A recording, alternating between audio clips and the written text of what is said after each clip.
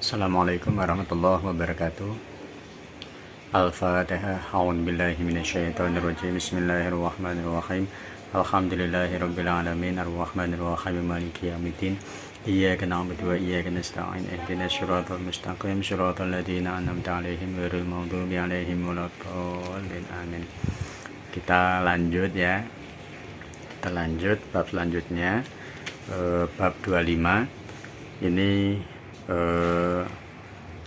saya lagi banyak kegiatan, banyak urusan, jadi ini langsung saya bacakan sekaligus langsung diterjemahkan gitu ya. Nanti sekalian yang langsung dicatat gitu ya. Kita buka mulai dari bab 25. Nah, ini bab 25. Gusti Nabi arep didadekake kepala. Judulnya adalah Nabi Muhammad akan dijadikan pemimpin. Nabi Muhammad akan dijadikan pemimpin.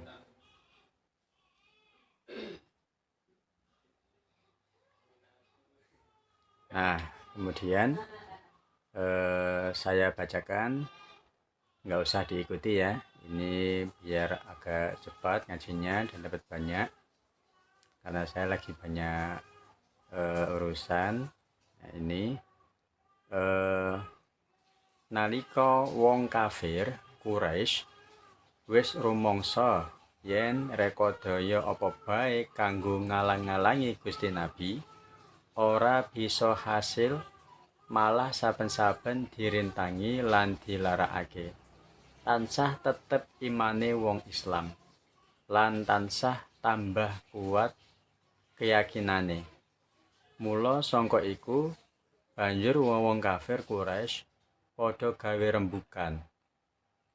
Perlu arep gawe perjanjian marang Gusti Nabi. Ing iki rembugan mutusake kirim utusan siji wong kang jeneng Utbah bin Rabi'ah atau Utbah bin Rabi'ah, yaiku wong kang kagolong mulya mungguhe wong Quraisy. Tekane utusan iki Gusti Nabi benere salat ana ing masjid. Ing kono Utbah banjur muni marang Nabi Muhammad, "Ho Muhammad, yen sira ngarepake donya, kita sanggup ngowahi nganti sira dadi wong kang sugih dhewe." Kabeh dunyane arep diwehne Nabi Muhammad. Yen sira ngarepake kemulyan, unggul pangkate, sira dadekake Gusti kita. Yen sira ngarepake dadi kepala, tak dadekake kepala kita. Gusti Nabi banjur takon, "Apa sira Mas Utbah wis tutuk oleh ngomong?" Jawabe Utbah muni, "Wis." Gusti Nabi muni, "Saiki sira rungokno, aku tak jawab." Terus Gusti Nabi maca Quran surat Fussilat. A'udzubillahi minasyaitonirrajim. Bismillahirrahmanirrahim. Hamim, tanzilum minarrahmanirrahim. Kitabun fussilat ayatuhu Qur'anan Arabiyyan liqaumin ya'lamun. Basyiran wa nadhiran fa'arada aktsaruhum fahum la yasma'un. Diturunake sangka zat kang asma Rahman lan Rahim, yaiku kitab kang diterangake apa ayat-ayate ihale Quran cara ngarep. Diterangake kanggone kaum kang padha weruh utawa ngerti bebungah lan meden-medeni, mongko akeh-akeh kaum padha mengo. Banjur kaum iku mau ora padha krungu. Sakwise Gusti Nabi maca Quran, banjur Utbah cangkeme meneng jrep terus mulih. Dene maksude wong kafir arep dadekake kepala menyang Gusti Nabi iku supaya Gusti Nabi ora nyumbarakake agama Islam lan ora ngolok-ngolok lan ora buka rahasiane wong kafir. Nah, langsung ditulis. Tadi judulnya pasti yang orang Jawa sudah sedikit paham lah ya. sedikit paham tentang maksud dari ini. Nah, kalau yang nggak bisa bahasa Jawa ya mungkin agak bingung. Jadi ini judulnya adalah Nabi akan dijadikan pemimpin. Ditulis, ketika orang kafir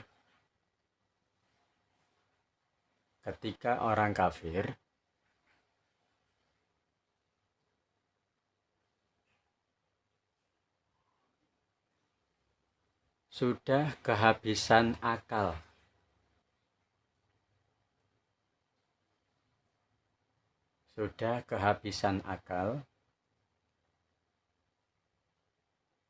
untuk menghalang-halangi Nabi Muhammad berdakwah. Titik. Untuk menghalang-halangi Nabi Muhammad berdakwah.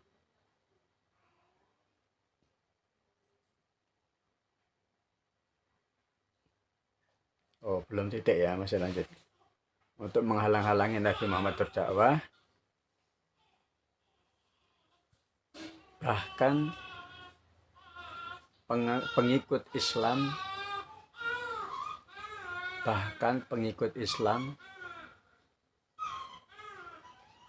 semakin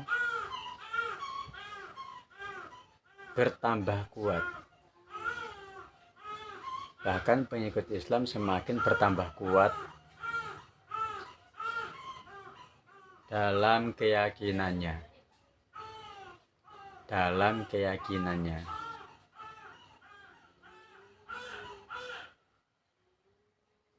Jadi,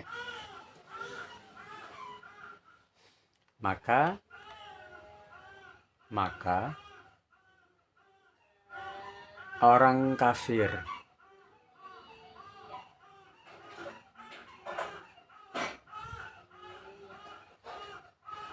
orang kafir bermusyawarah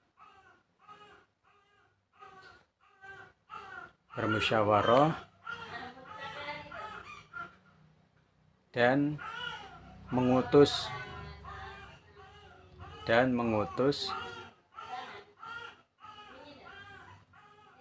Utbah bin Rabi'ah. Tulisannya seperti ini, yang saya tanda panah ini, Utbah bin Rabi'ah.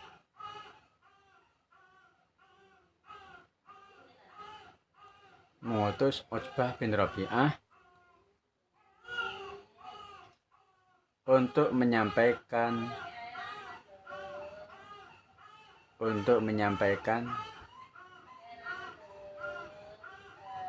pesan kepada Nabi Muhammad.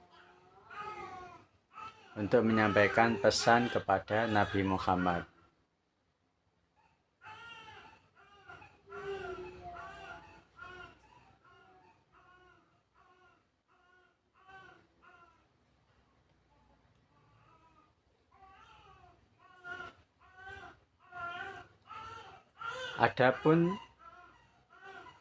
yang disampaikan Utbah adalah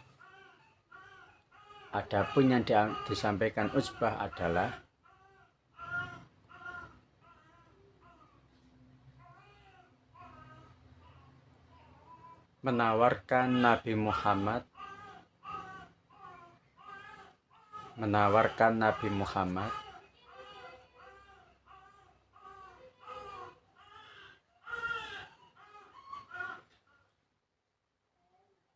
kekayaan yang sangat banyak.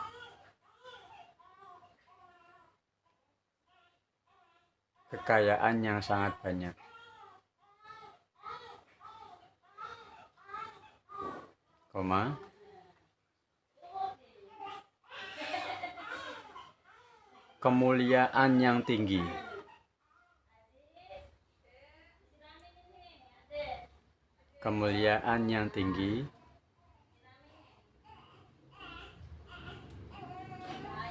Dan akan dijadikan pemimpin orang-orang kafir.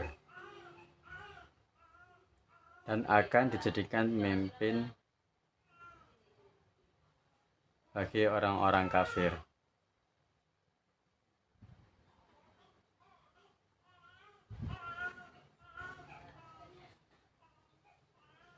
Nah, titik.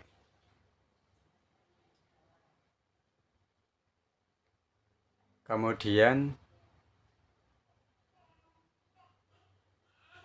Nabi menjawab,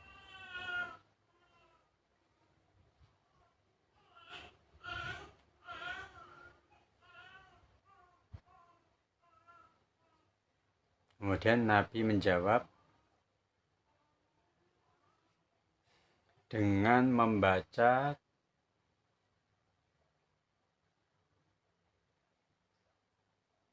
membaca Quran surat Fussilat.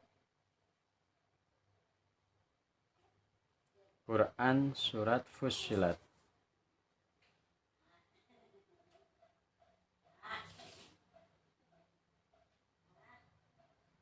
Quran surat Fussilat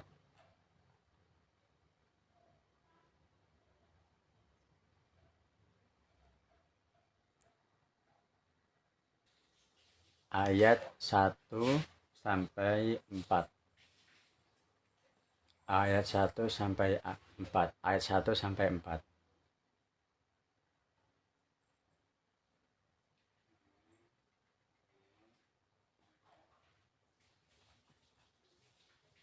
Yang intinya adalah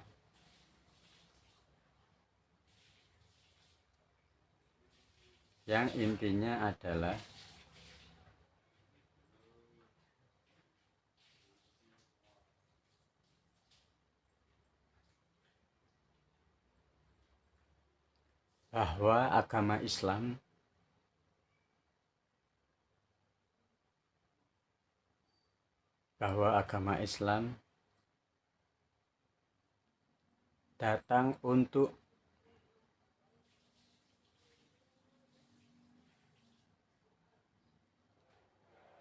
membawa kabar gembira,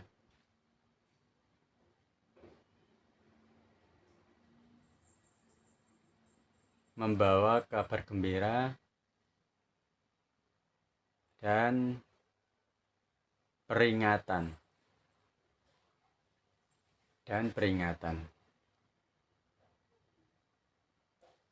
Namun kebanyakan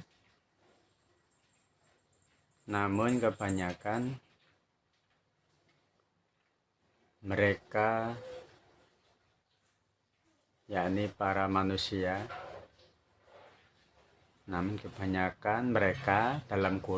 dalam kurung manusia,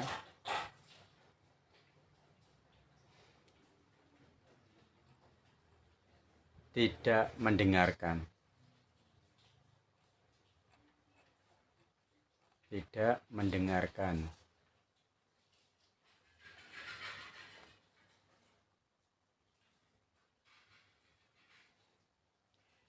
Titik.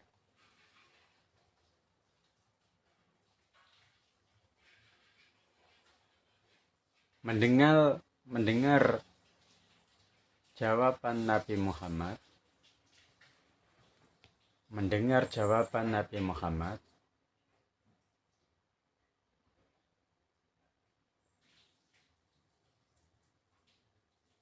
kemudian Utsbah terdiam. Orang kafir tadi ya, namanya Utsbah. Kemudian Utsbah terdiam. Titik.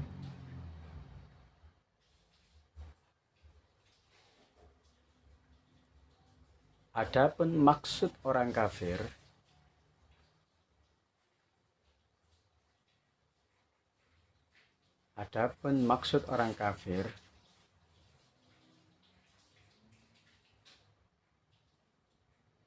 menawarkan kepada Nabi Muhammad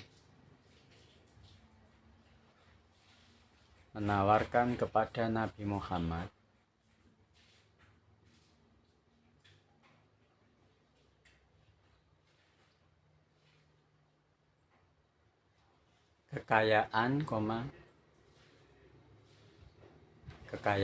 kemuliaan,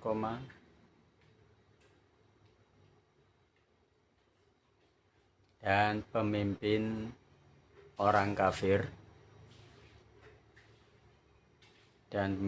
orang kafir,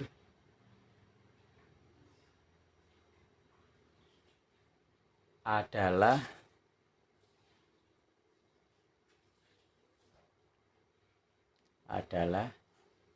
agar Nabi Muhammad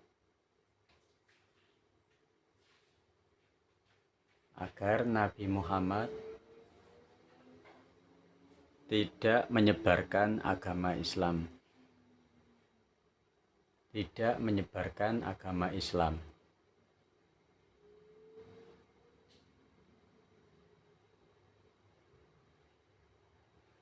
Dan membongkar rahasia orang-orang kafir.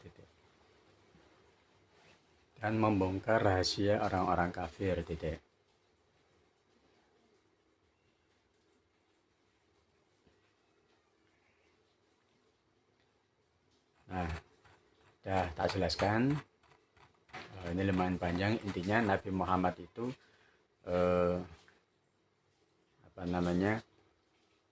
judulnya adalah Nabi akan dijadikan pemimpin, seperti itu ya.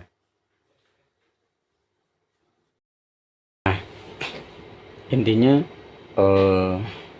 ketika orang kafir itu sudah berusaha sekuat mungkin untuk menghalang-halangi Nabi Muhammad berdakwah dengan cara yang dilempari kotoran, yang pada minggu lalu pernah kita ceritakan, yang dicemooh, dilempari batu, yang dilempari kotoran hewan, sampai segala macam cara Nabi tetap aja dakwah menyebarkan agama Islam. Sampai orang kafir itu udah bingung ini gimana caranya biar Nabi Muhammad itu stop gitu, berhenti menyebarkan agama Islam. Kita ganggu sudah, dikerjain sudah, bahkan mau diancam dibunuh pun juga tidak takut, tidak gentar.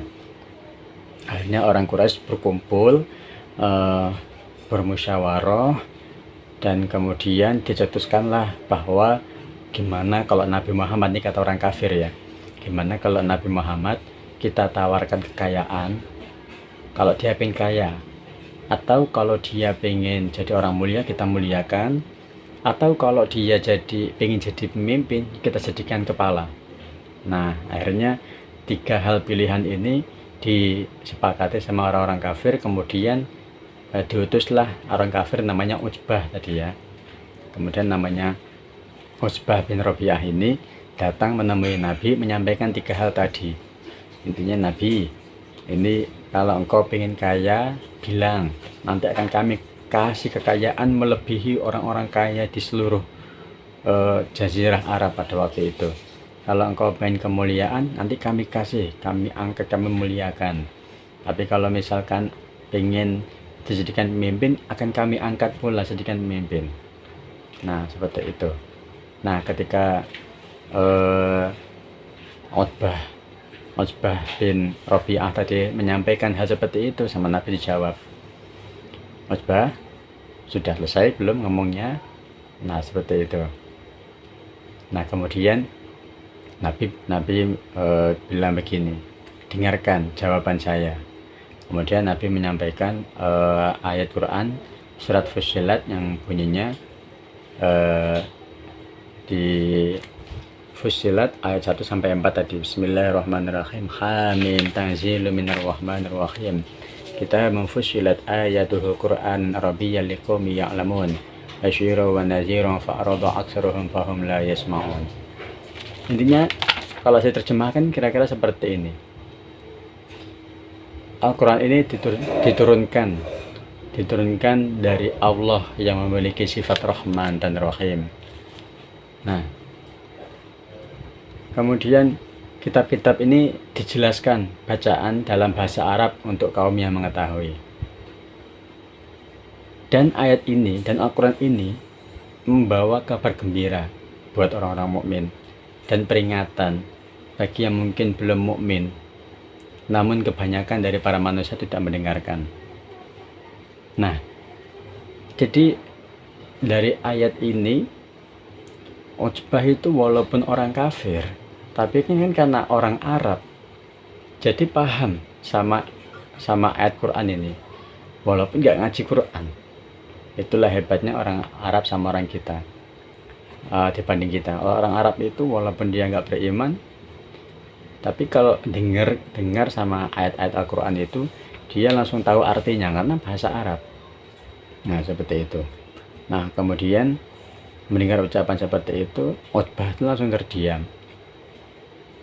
Bahwa kenapa Nabi itu kok baru tahu Utbah itu. Kenapa Nabi itu selama ini diganggu, dicemooh, biar gak nyebarkan agama Islam, tapi kok tetap aja dakwah. Ternyata memang sudah disampaikan kepada di dalam Al-Quran ini, sudah dinas bahwasanya kebanyakan manusia itu dikasih peringatan, dikasih kabar gembira di Al-Quran, tapi tidak mendengarkan, dengar tapi tidak digugu. Nah, ini peringatan buat kita semuanya. Kita bagaimana menyikapi Al-Quran selama ini? Apakah cuman hanya sekedar bacaan saja? Apakah cuman sekedar pajangan di rumah saja Al-Qur'annya, atau di kamar saja? Nah, ini yang perlu diperbaiki. Al-Qur'an itu pedoman hidup. Harusnya didengarkan, kemudian dipraktekkan. Nah, seperti itu. Nah, jadi misi orang kafir kali ini gagal lagi. Berupaya biar Nabi Muhammad nggak jadi menyebarkan agama Islam, itu gagal lagi. Nah, seperti itu nih bab di 25 ini. Nah, kemudian kita lanjut bab yang ke-26. Nah, ini yang ke-26, judulnya Gusti Nabi dipaidu. Judulnya Nabi Muhammad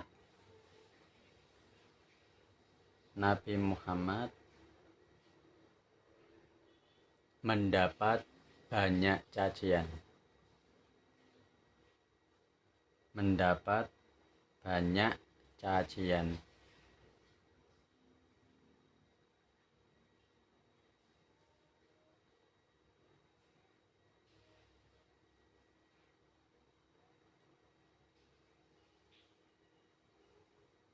Nah, tak bacakan saja, silakan disimak ya. Ini biar lebih menghemat waktu. Ing siji wektu Gusti Nabi nasihat ing para penggedene kaum Quraisy utawa kaum bangsawan utawa ningrat. Ing tengah-tengah Gusti Nabi nasihat, banjur ana suwijining wong picek utawa buta, asma Abdullah bin Umi Maktum, pitakon marang Gusti Nabi, "Ya Rasulullah, kula sampeyan wulangi ing barang kang sampun dipun wulangaken dhateng sampeyan saking Gusti Allah." Gusti Nabi ora merduli ing wong iku mau. Banjur Gusti Allah nurunake surat Abasa wa Tawalla an ja'ahul a'ma. Merengut melentos yen katekanan wong wuta. Sakwise keturunan surat Abasa, Gusti Nabi saben-saben ketemu wong miskin, wong fakir utawa wong buta, banjur Gusti Nabi ngatokake kebungahane. Nah, tadi ya ditulis. Saya jelaskan bab yang ke-26 ini, Nabi mendapatkan banyak cacian gitu ya.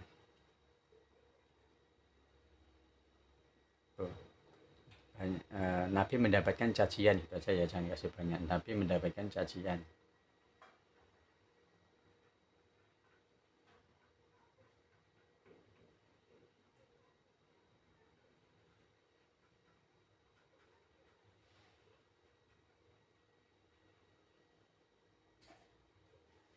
Nah, ketika Nabi Muhammad memberikan nasihat, ketika Nabi Muhammad sedang memberikan nasihat,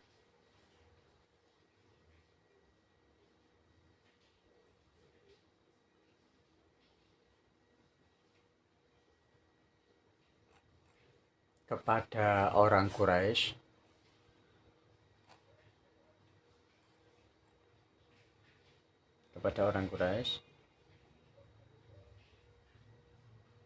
yang diantaranya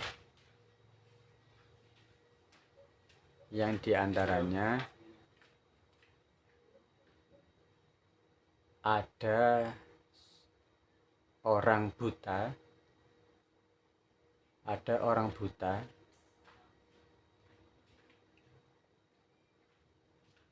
bernama Abdullah bin Ummi Maktum. Nih yang saya tunjuk ini ya, Abdullah bin Ummi Maktum. Abdullah bin Ummi Maktum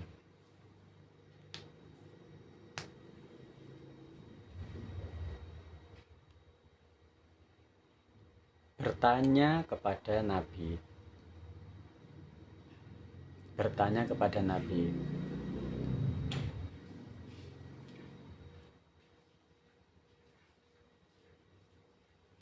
wahai Rasulullah, mohon diulangi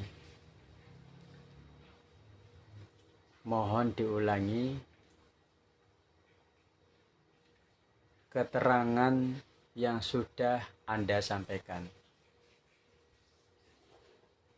Keterangan yang sudah Anda sampaikan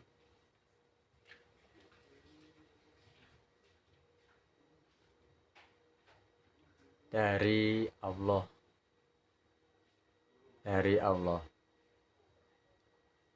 Titik. Kemudian Nabi tidak menghiraukan.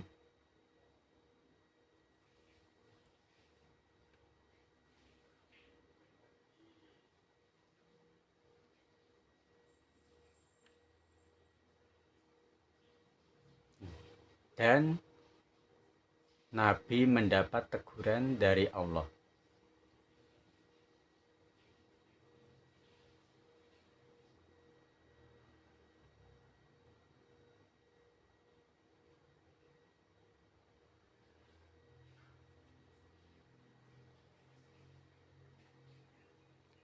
Melalui Quran surat Abasa.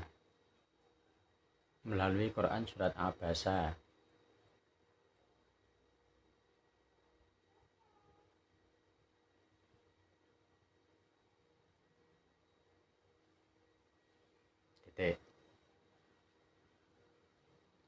Setelah mendapatkan teguran,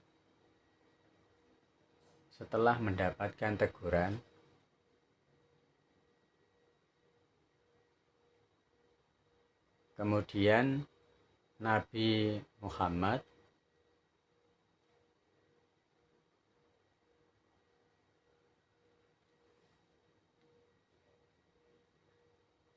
selalu menampakkan keceriaan,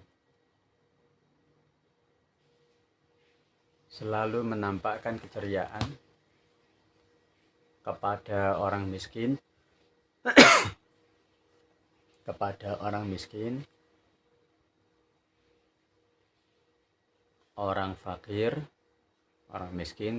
orang fakir,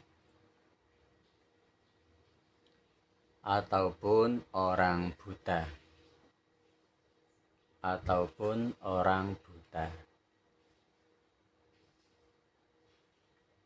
Titik.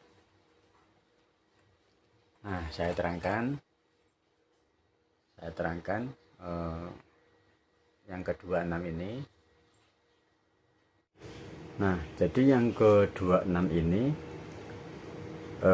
intinya pada suatu hari Nabi Muhammad itu sedang memberikan nasihat kepada orang-orang tokoh-tokoh agama cara zaman sekarang ya, pada tokoh-tokoh agama masyarakat, orang-orang kaya-kaya bangsawan, kepada orang kafir, pada orang-orang Quraisy gitu ya. Jadi memberikan nasihat-nasihat kepada orang-orang yang sudah mukmin gitu ya.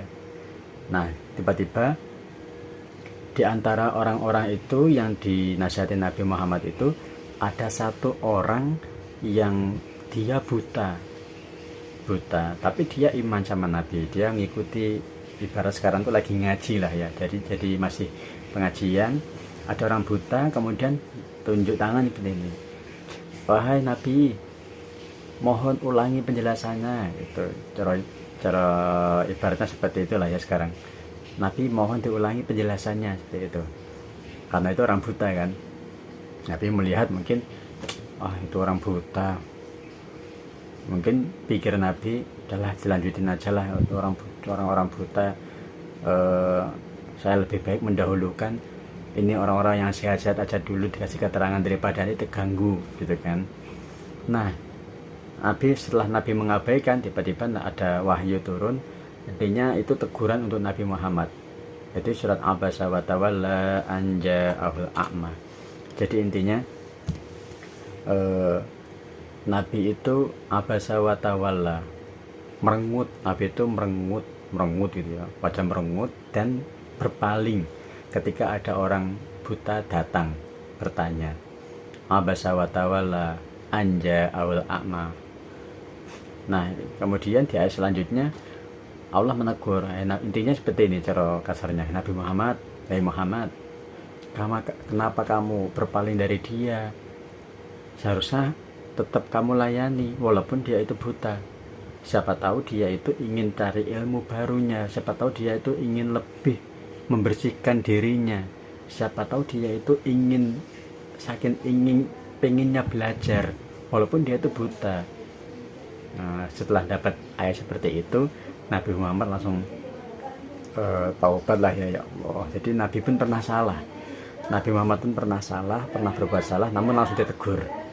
Nah seperti itu. Jadi apalagi kita ya, yang banyak salahnya, yang bukan Nabi ya, yang Nabi aja pernah berbuat salah, apalagi kita. Namun sebaik-baik orang yang bersalah adalah orang yang bertaubat, yang mau berjanji tidak mengulangi lagi. Nah itu ya, sebaik-baik orang bersalah adalah orang yang mengakui kesalahannya dan tidak akan mengulangi kesalahannya lagi. Setelah itu Nabi Muhammad langsung setelah dapat ayat ini, setiap ketemu orang miskin, setiap ketemu orang fakir, ketemu orang buta, langsung menampakkan keceriaannya, biar orang miskin, orang fakir, orang buta itu senang dengan sikapnya Nabi Muhammad. Nah seperti itu yang perlu kita tiru. Artinya kita jangan ngacangin ya, cara bahasa sekarang ya, jangan ngacangin orang yang tanya sama kita. Mungkin kita saking sibuknya kita dikacangin, ada yang tanya nggak kita anggap, nggak kita jawab. Nah itu bukan akhlak Nabi. Walaupun tuh Nabi pernah melakukan seperti itu, tapi kan dapat teguran. Seperti itu ya. Nah kemudian satu bab lagi, kita lanjut ke bab 27.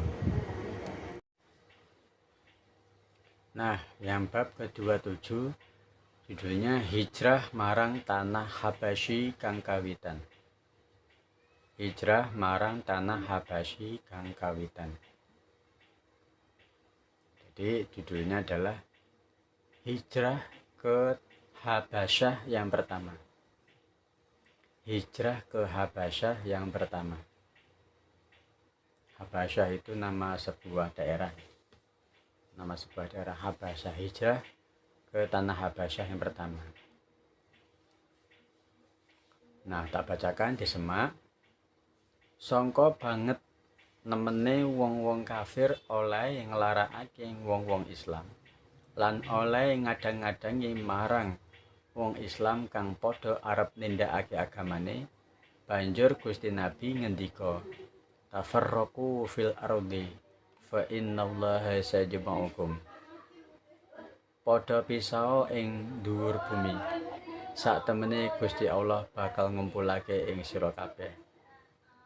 Gusti Nabi oleh dawuh bari isyarah tangane menyang tangan tengahe negara Habasyi utawa Afrika. Banjur setengah para sahabat padha permisi arep hijrah utawa ngalih menyang Habasyi. Ana dene akeh sahabat kang padha ngalih, yaiku ana 15. 10 wong lanang lan 5 wong wadon. Lan berangkate wong-wong iki kelawan numpak perahu. Lan sahabat kang kumpul Gusti Nabi kari titik. Sedikit kita jelaskan, ditulis ya.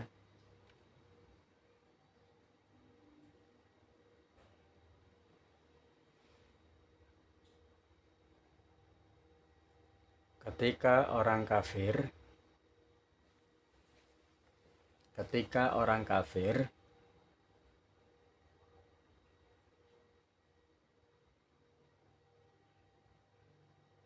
sudah semakin brutal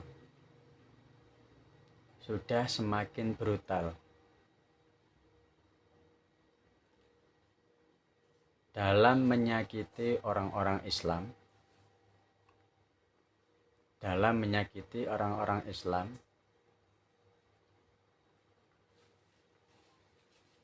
dan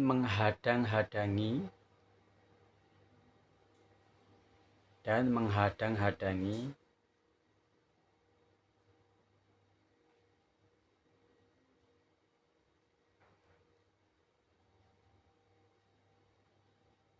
umat Islam yang akan menjalankan syariat.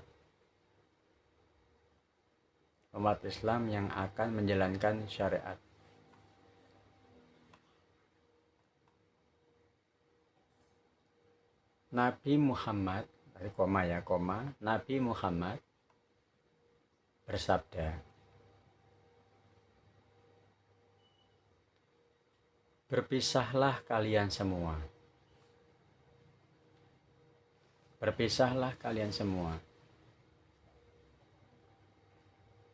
karena sesungguhnya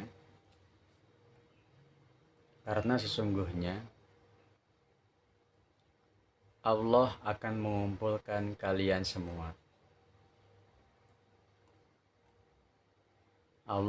mengumpulkan kalian semua.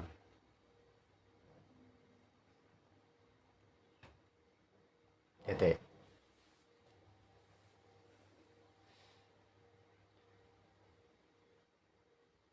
Ketika Nabi bersabda tersebut,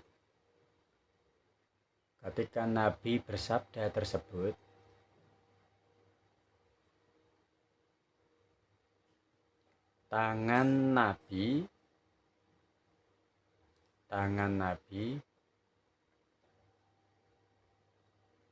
sambil isyarah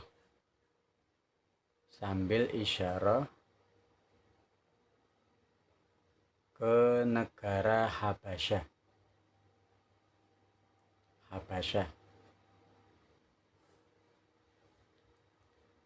dalam kurung Afrika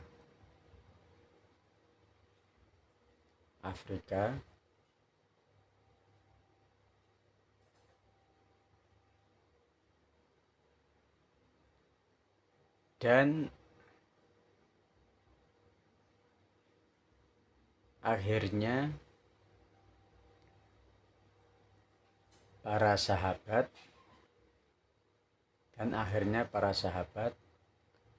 permisi kepada Nabi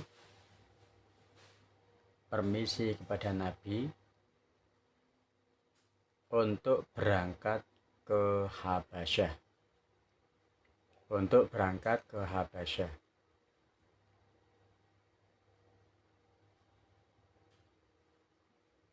Titik. Adapun jumlah yang hijrah ke Habasyah,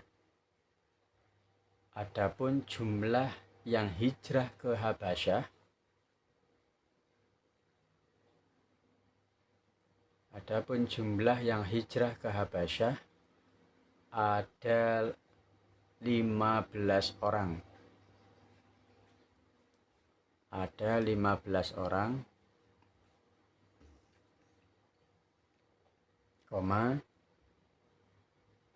terdiri 10 laki-laki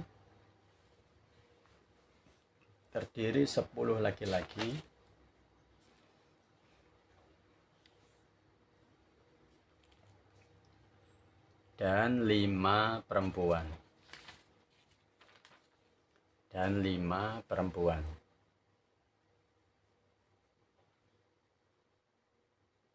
Titik. Tak jelaskan. Jadi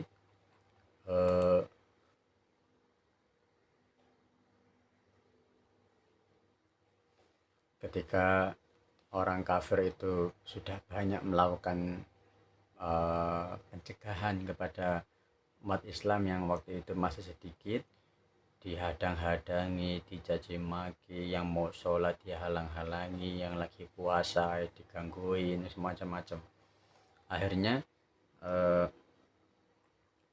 mereka ngadu lah ya, cara sekarang tuh. Nah, para sahabat tuh ngadu dengan sikapnya orang kafir terhadap orang-orang Islam. Jawab Nabi bersabda, berpisahlah kalian, karena sesungguhnya Allah akan mengumpulkan lagi kalian semuanya. Jadi beliau bersabda seperti itu, ngomong seperti itu sambil isyarah nunjuk ke negara Habasyah. Habasyah itu kalau sekarang namanya Ethiopia. Kalau kalian nyari di atlas Habasyah itu nggak ketemu. Sekarang udah ganti namanya Ethiopia. Di Afrika, benua Afrika itu ada Ethiopia. Nah, setelah seperti itu para sahabat langsung permisi untuk hijrah ke Habasyah yang pertama. Hijrah itu pindah ke Habasyah biar dapat tempat yang nyaman, sholatnya nyaman, nggak ada yang gangguin. Jadi pada hijrah ke Habasyah semuanya. Dan pada waktu itu yang hijrah itu ada 15 orang, 10 laki-laki dan 5 perempuan. Masih sedikit. Itu pun setelah hijrah ya udah, Nabi nggak ikut hijrah. Hanya itu tadi saja, akhirnya tinggal sedikitlah orang umat Islam yang masih bertahan di Arab, di Jazirah Arab. Nah, seperti itu. Mungkin bisa buat pelajaran bagi kita untuk bisa hijrah, yang mungkin merasa dirinya nggak tenang, banyak masalah.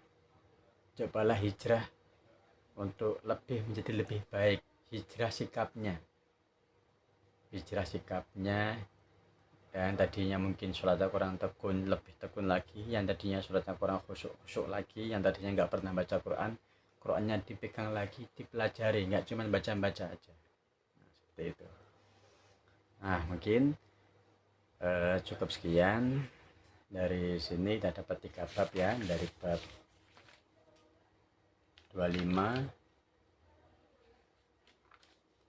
ya, 25, 26, 27 ya. Kita lanjut 28 di minggu depan. Saya akhiri, wassalamualaikum warahmatullahi wabarakatuh.